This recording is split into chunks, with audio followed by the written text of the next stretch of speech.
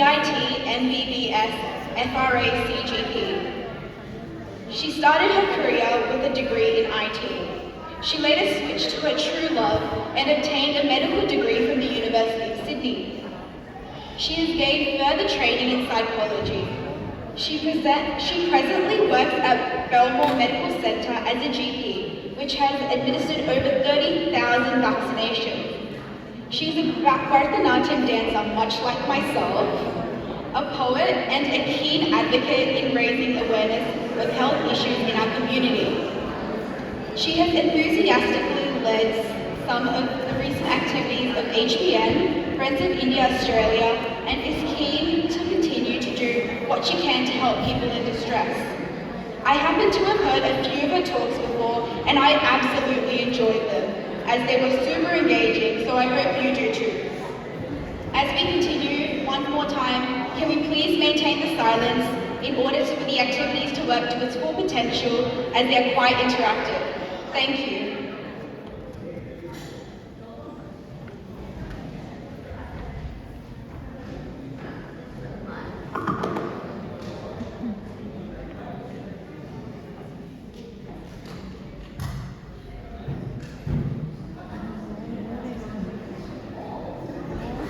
Nobody wants to travel. What a shame.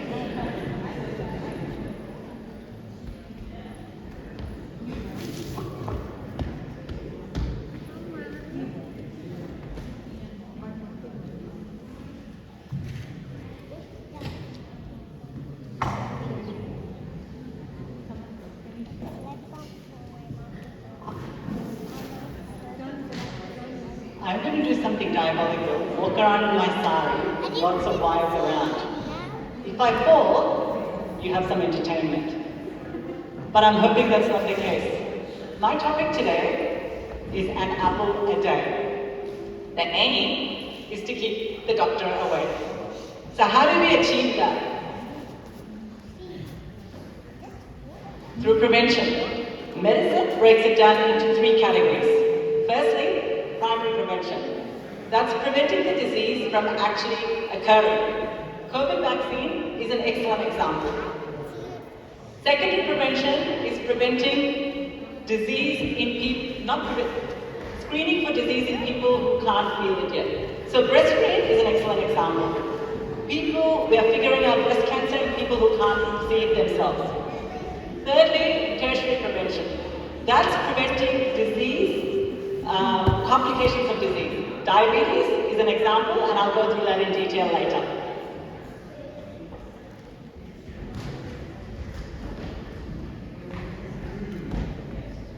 But before I go into what we do,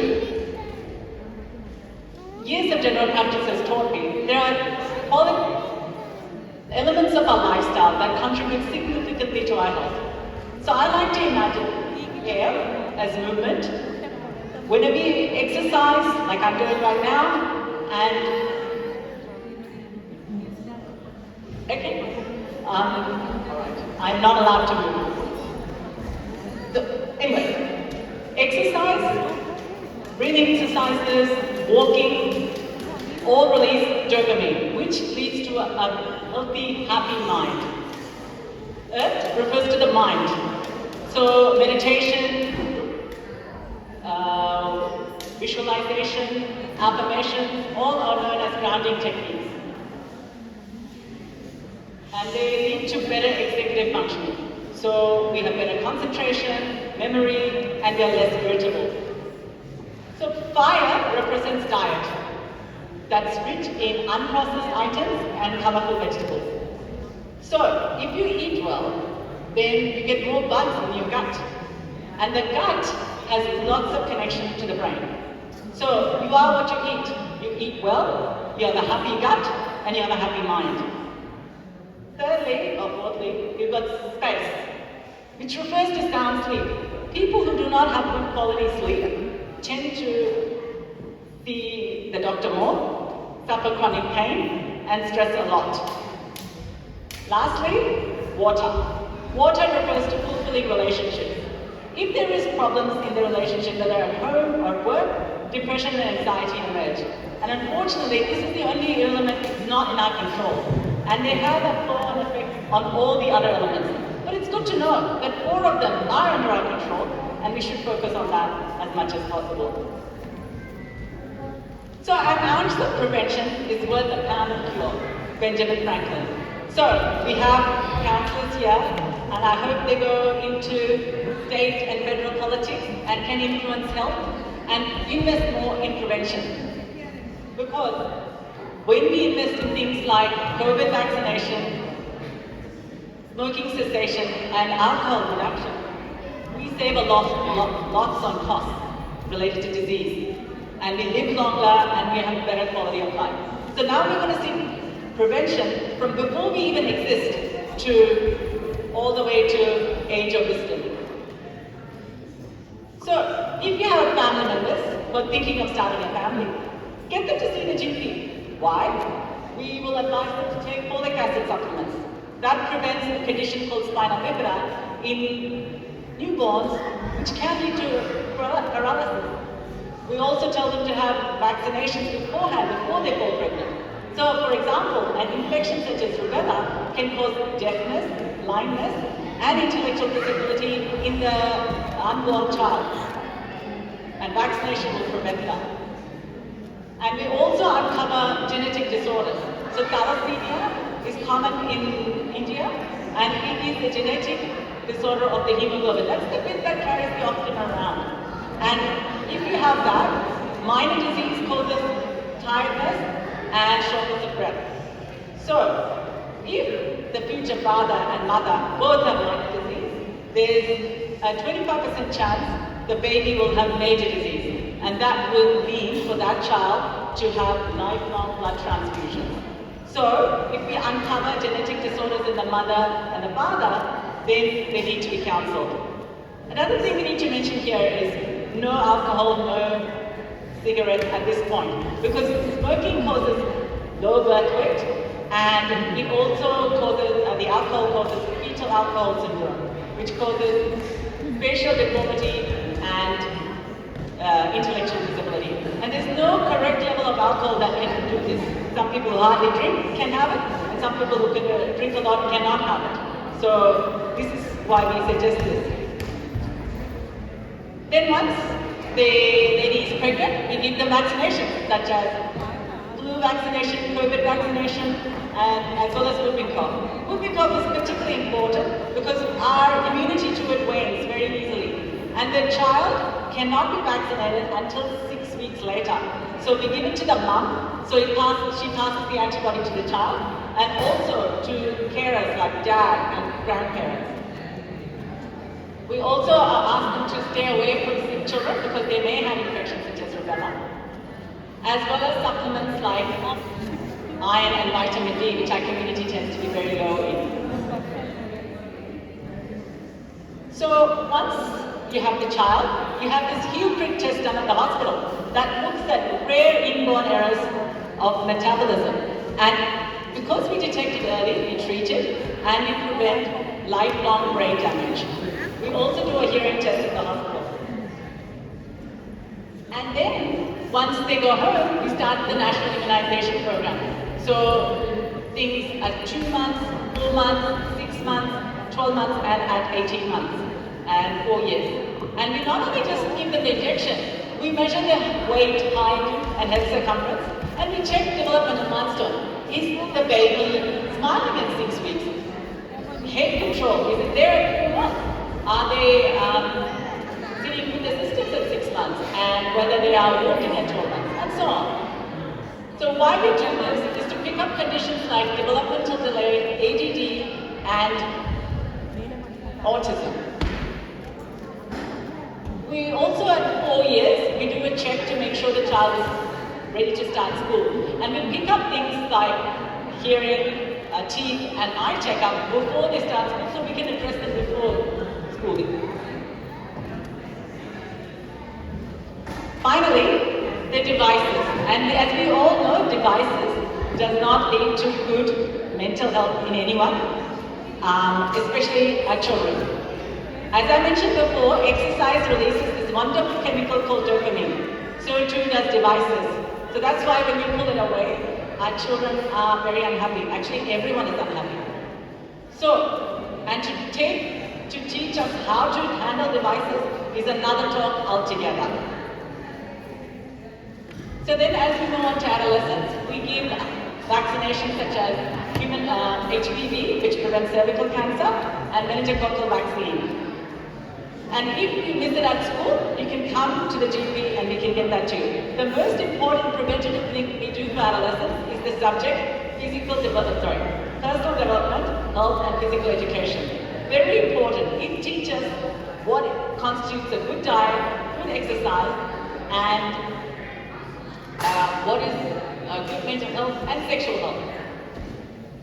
Again, devices are not particularly helpful for the rapidly growing mind of the adolescent. So social media and girls and video games and boys. So if you see your adolescent tending to spend time in their room alone a lot, that's a red flag. And always encourage them to use their devices in public area. They also tend to self-diagnose themselves and are very conscious about their body. So if they have issues with acne, heavy periods, or excessive sweating, validate them and get them to see their doctor. Encourage them to see them by themselves because it gives them more ownership of their health. It is at this time we start seeing sexually transmitted infections. And it's important, which they are taught in PDPE health. And this treatment is very simple, and the more quickly you treat this, it prevents longer complications such as infertility. So, I just wanted to run this poll. So, everyone here who has children, did you complete the National Immunization Program? That's all the vaccinations for all your children. And I'll come back because it takes a while, so please answer that poll. I think I need to give you some minutes before I move on. Oh, so the code. So the code is different here. It's 6952. So again, www.meeting.com 6952 5089. I thought that might be the case. Oh, that's good.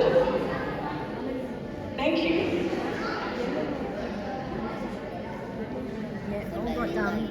All of them. Brilliant.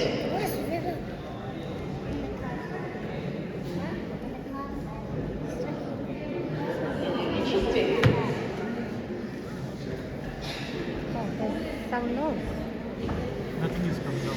I wonder if those Mine is people not can ask. I wonder if the children don't realize they have been announced. You're not allowed to know. It's private. I think I'll move on. And so before I move to the next section, have you guys heard of health assessments for 40 to 49-year-olds?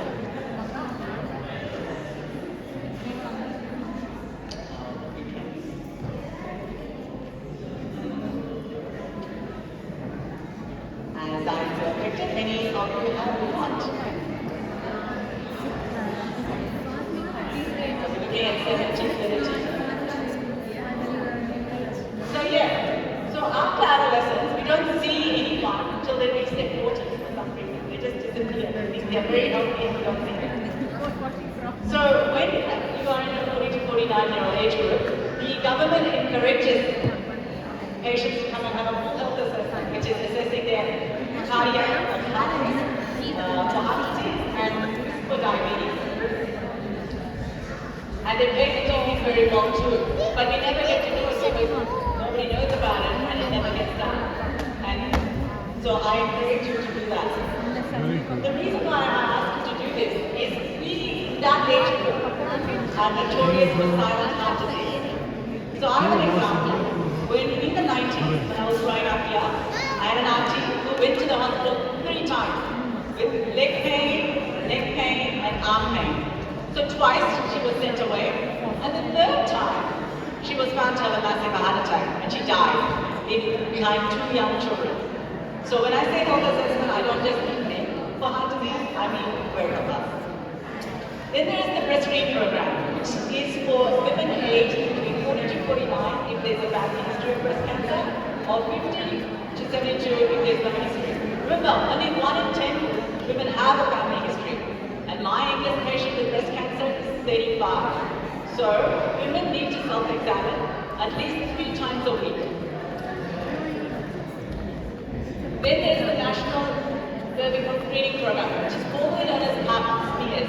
It's now every 5 years because of the vaccination and better testing. Also, the National Bowel Cancer Screening Program, the government sends a nice little package of 2 little tubes to your home when you turn 50, and thereafter every 5 years. You do need to take a sample of your poo, 2 samples, consecutive days. Now, I know it's not pleasant, but neither is bowel cancer. You can get cancer on certain parts of your bowel, which has to be cut out, and you'll be left with a stone bag. And that's a bag which is passing through in a bag outside your body. If you don't have the sign of that, then please do the test or see your GP for alternatives. Also, annual skin check is not a bad idea. I have seen basal cell carcinoma, which is skin cancer in epidemic ladies.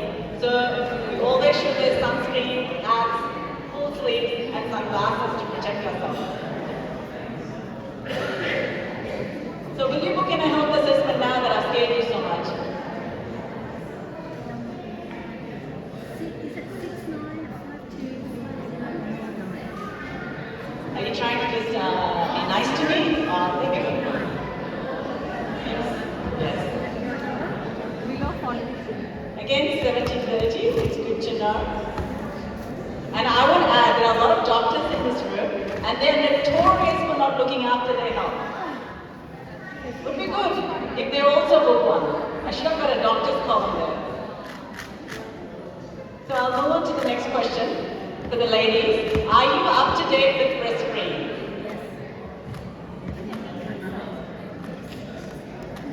Wow, okay.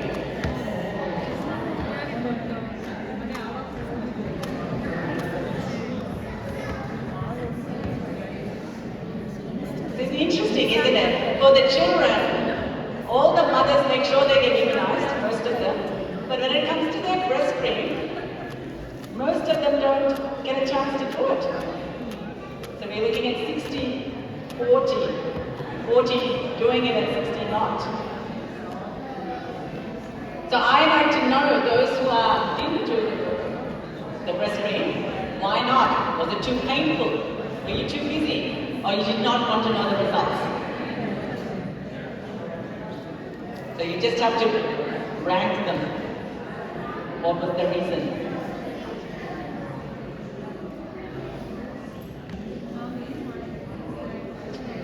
Ah yes, mothers, always too busy. It is a bit painful. I always tell my patients to take some Panadol. It's not the nicest test, I must admit. And they always ask, why women, why don't they have something similar for men? We'll think up with something. Okay, as I suspected, too busy.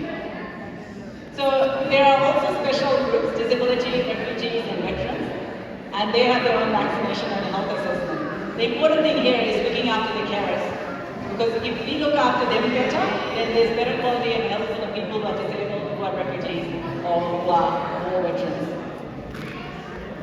Now, when we get over 75, the government encourages every senior to have a health assessment, and that's looking at whether they're frail, whether they are having trouble walking, whether they can have continence issue, they have trouble eating, whether they have trouble walking, so many things, their problems, their memory, their mood. And why we do that is to see, can they drive? Are they developing dementia? Or are they depressed? And whether they need hearing aid or glasses to have a better quality of life. The other thing we need to do for seniors is to do every 2 years a bone density test to look for osteoporosis. That's a condition which causes thinning of the bones. And that can cause a hip fracture. Now hip fracture is not a good thing. A third of women or people who have hip fracture die, a third never walk again, and a third survive walk. So very important. So doing the treatment for osteoporosis means we can't prevent a fall, but we can prevent a fracture. And we have special vaccinations for them. There's lots of vaccinations from 16 to 17. There is the shingles vaccination, there's the pneumonia vaccination of 17 to 65, there's the COVID vaccination, and there's the flu vaccination. So, and we also look for deficiency in nutrition, particularly vitamin B12 is important in this age group. For some reason, our diet becomes very narrow, and this is just below. So this is for the seniors. How many of you have bone density test?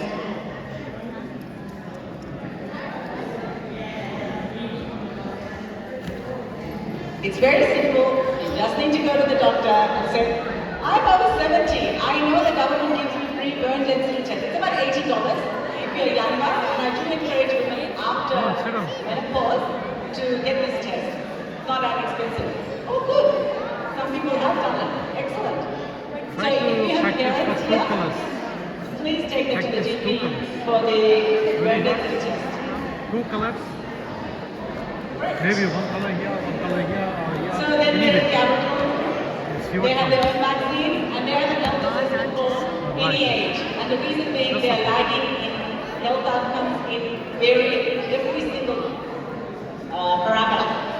And we always encourage to have dental, or hearing, and eye checkup regularly. So if you work in other parts of the community with Aboriginal people, please tell them to have a health assessment done.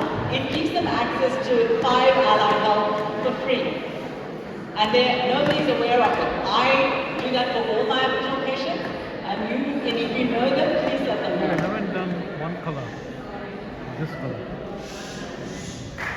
So we come to diabetes. Before I do that, can I ask, who has diabetes here?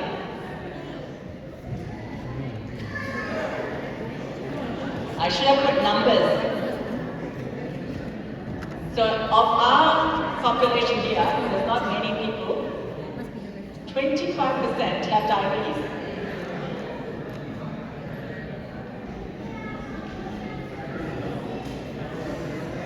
Okay, so diabetes is not a nice condition. It affects our head, our heart, our legs, let's say our nerves, our kidneys, and our eyes. So we need to have a systematic approach to make sure all these organs are okay.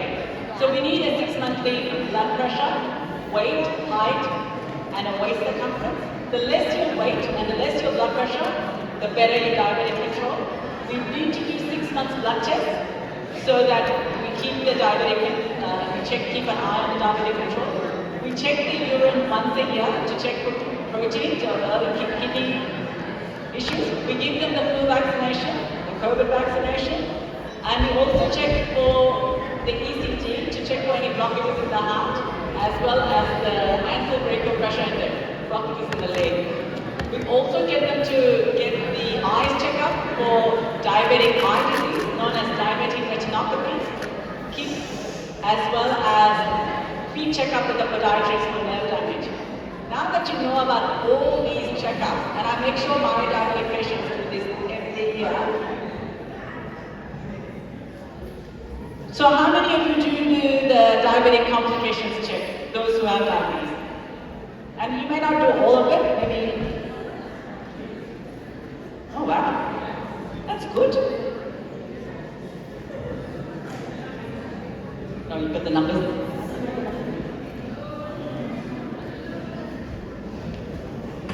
That's a bit sad.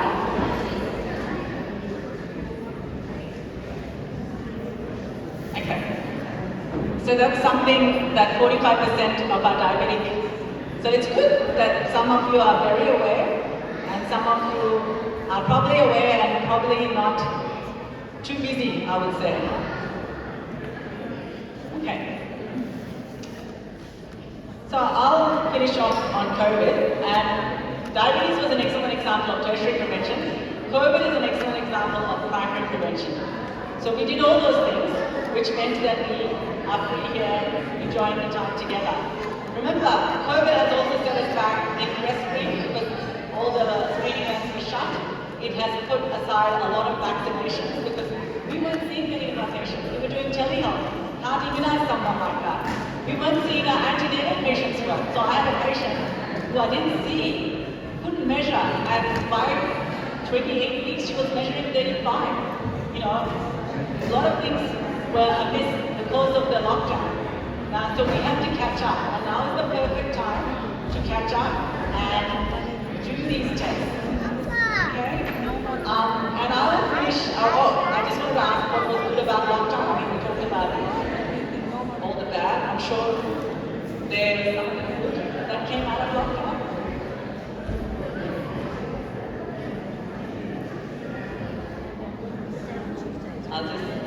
Oh, that is good.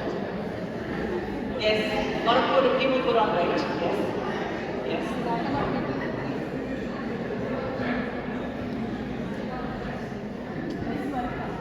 Less work is variable. Depends on if you're a mom or a dad. Moms probably have more work.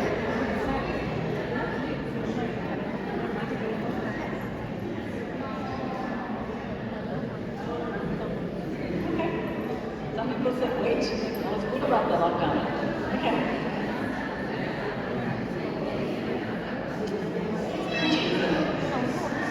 Okay. Now I just wanted to finish. I think you're pretty tired of the information overload I've done. Importance of balance.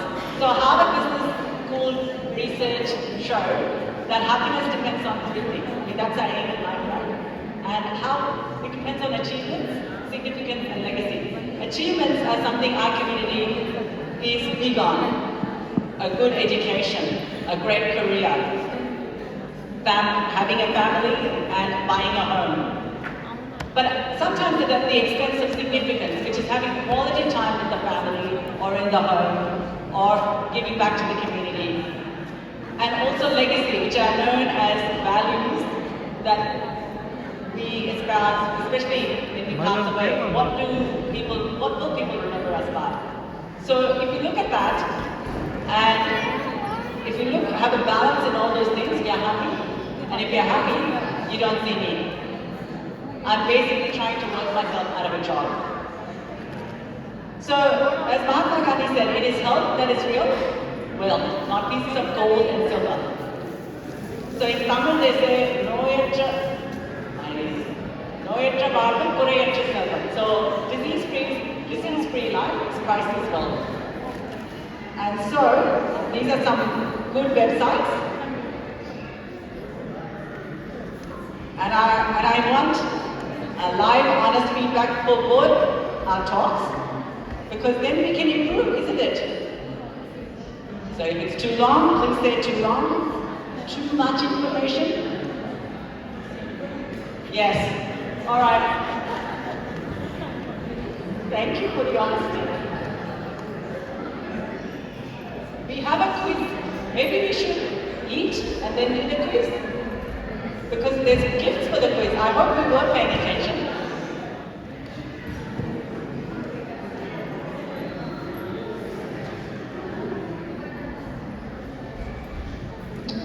Great, I'll leave that running then. Next.